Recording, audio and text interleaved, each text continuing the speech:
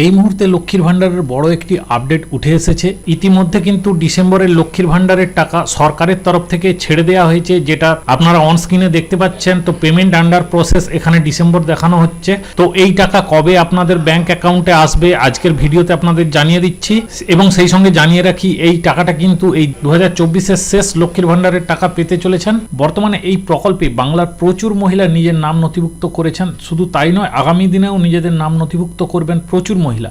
ইতিমধ্যে লক্ষ্মীর ভান্ডার প্রকল্পে 5 লাখ মহিলার জন্য এক দারুণ সুখবর অপেক্ষায় রয়েছে। পশ্চিমবঙ্গ সরকার লক্ষ্মীর ভান্ডার প্রকল্পে যারা আবেদনকারী তাদের প্রতি মাসে 1000 টাকা ও 1200 টাকার আর্থিক সাহায্য পাঠান। এই বছরে লোকসভা ভোটের আগে রাজ্য সরকার প্রকল্পের আর্থিক সাহায্যের পরিমাণ দ্বিগুণ করেছে। আগে যেখানে 500 টাকা ও 1000 টাকা দেয়া হতো, এখন সেখানে বর্তমানে 1000 টাকা এবং 1200 টাকা করে দেয়া হচ্ছে। স্বাভাবিকভাবেই অনেক মহিলা রয়েছেন যারা আগে হয়তো প্রকল্পের নাম নথিভুক্ত করেননি, বর্তমানে প্রকল্পের নাম নথিভুক্ত করেছেন।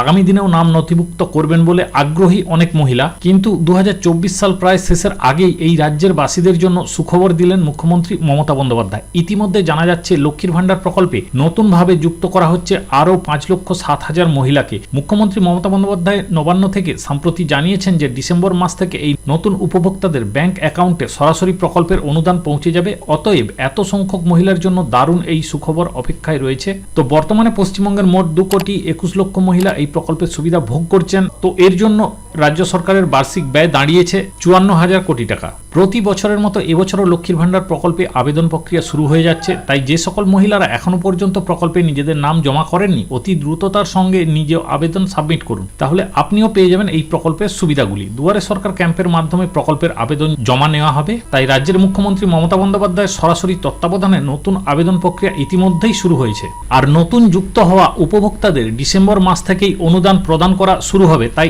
এখনো যারা লক্ষ্মীর ভান্ডার প্রকল্পে আবেদন করেননি তারা অবশ্যই দুয়ারে সরকার ক্যাম্প বা মুখ্যমন্ত্রীর হেল্প ডেস্ক নাম্বারের মাধ্যমে সরাসরি আবেদন প্রক্রিয়া সম্পন্ন করতে পারবেন। এই প্রকল্প নিয়ে যদি কোনো সমস্যা থেকে থাকে বা আপনার যদি কিছু জিজ্ঞাসা থাকে তাহলে অবশ্যই হেল্প ডেস্কে যোগাযোগ করতে পারেন। এছাড়াও মুখ্যমন্ত্রীর ঘোষণা অনুযায়ী 43,900 জন বিধবা মহিলাকে এবার নতুন করে বিধবা ভাতার অন্তর্ভুক্ত করা হবে। আপাতত যা জানা যাচ্ছে ডিসেম্বর মাস থেকেই এই প্রকল্পের ভাতা দেওয়া শুরু হবে।